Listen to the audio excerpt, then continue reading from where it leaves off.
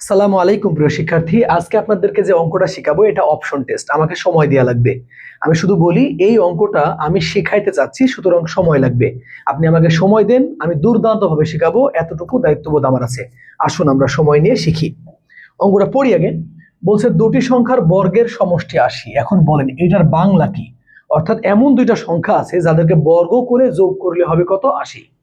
বলছে যে পার্থক্যের বর্গ হচ্ছে কত বলুন তো? ১৬। এই কথার বাংলা কি? এই কথার বাংলা হচ্ছে ওই দুইটা সংখ্যাকে বিয়োগ করার পরে বর্গ করলে হয়ে যাবে কত বলেন তো? ১৬। যদি দুইটা সংখ্যা দেয়া থাকতো তাহলে অঙ্কটা খুবই সহজ হইতো। কিন্তু কি বলছে শুনবেন? বলছে যে সংখ্যা দ্বয়ের গুণফল কত।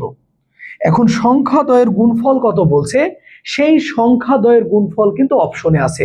কয়টা সংখ্যার গুণফল? দুইটা সংখ্যা। যদি দুইটা সংখ্যা দেয়া থাকতো তাহলে অঙ্কটা আমি করাতামই না, কারণ এটা করানোর কিছু নাই। ব্যাপারটা বলছে দুটা সংখ্যার গুণফল, তার মানে অপশন ক, খ, গ, ঘয়ে প্রত্যেকটাতে দুইটা করে সংখ্যার গুণফল আছে। আমাদেরকে তৈরি করে নিয়ে করতে হবে, যেহেতু অপশন টেস্ট করে আমরা করব। সময় চেয়েছি, সময় দিতে চেয়েছেন, আসুন আমরা শিখি। তো অপশন কয়ে আছে 9। এখন দেখেন 9 কে যদি আমরা দুইটা সংখ্যায় ভাগ করি তাহলে আমাদের হবে 3 তিরিককে 9। আমরা দুইটাতে ভাগ করে নিলাম।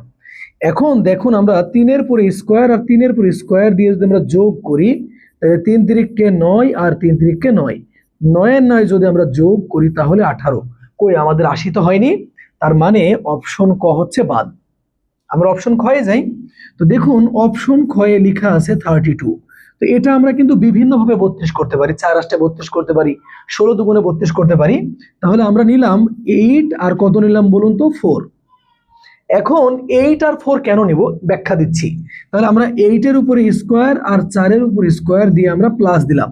তাহলে এখন দেখুন আমরা বলতে পারি যে 8 8 64 আর 4 4 কত বলুন তো? 16। যদি এটা আমরা যোগ করি তাহলে কিন্তু আমাদের হচ্ছে কত বলুন? 80। তার মানে আমাদের যে প্রথম যে কন্ডিশনটা দিয়েছিল যে দুইটা সংখ্যার বর্গের সমষ্টি 80, সেই কন্ডিশনটা আমরা ফুলফিল করতে পারছি। তার মানে আমরা বুঝলাম আমাদের একটা সংখ্যা হচ্ছে 8 আর একটা সংখ্যা হচ্ছে 4। এরপরে আপনাকে আর একটা কন্ডিশন দিয়ে কি বলছে যে বর্গের পার্থক্যের বর্গ 16। তাহলে এখন চলুন যদি আমরা মনে করি যে 8 আর 4, তাহলে আমরা 8 থেকে 4 বিয়োগ করার পরে আমরা কি করব? এই যে আমরা বর্গ করলাম, তাহলে আমাদের থাকছে 4 আর 4কে যদি আমরা স্কোয়ার করি তাহলে আমাদের কত হচ্ছে? 16। এখন আমরা বুঝতেই পারছি আমাদের কাঙ্ক্ষিত আনসার হচ্ছে কত বলেন তো? 32। এখন আমি বলতে চেয়েছিলাম 16 দুগুণে 32 নিলে কি হতো? ভাই 16কে স্কোয়ার করলে 256, 80 ক্রস হয়ে যাচ্ছে। সুতরাং একটু সেন্স বা কমন সেন্স কাজে লাগিয়ে যদি এই টাইপের অঙ্কগুলো নিয়ে ভাবেন তাহলে খুব দ্রুতই হবে। তবে যদি এই অঙ্কটা বড় করে করতে যান তাহলে অনেক সময় লাগবে।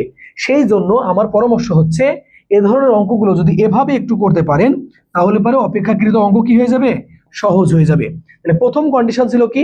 যে বর্গ করে সমষ্টি করলে হবে 80। আর দ্বিতীয় কন্ডিশন ছিল যে পার্থক্য করে বর্গ করলে হবে 16। আমরা দুইটা ফুলফিল করছি। আমাদের কাঙ্ক্ষিত আনসার হচ্ছে কত বলুন তো? 32। আমার বিশ্বাস আমার ভাই বোনগুলো বুঝতে পারছে। এ ধরনের শত শত অঙ্ক আছে যেগুলো শুধুমাত্র অপশন টেস্ট করে করা সম্ভব। আবার দেখাবে ইনশাল্লাহ কোনো একটা এ ধরনের অঙ্ক নিয়ে, যেখানে আমি আবার আপনাদেরকে অপশন টেস্ট করে দেখাবো ইনশাল্লাহ। ভালো থাকুন। আসসালামু আলাইকুম ওয়া রাহমাতুল্লাহ।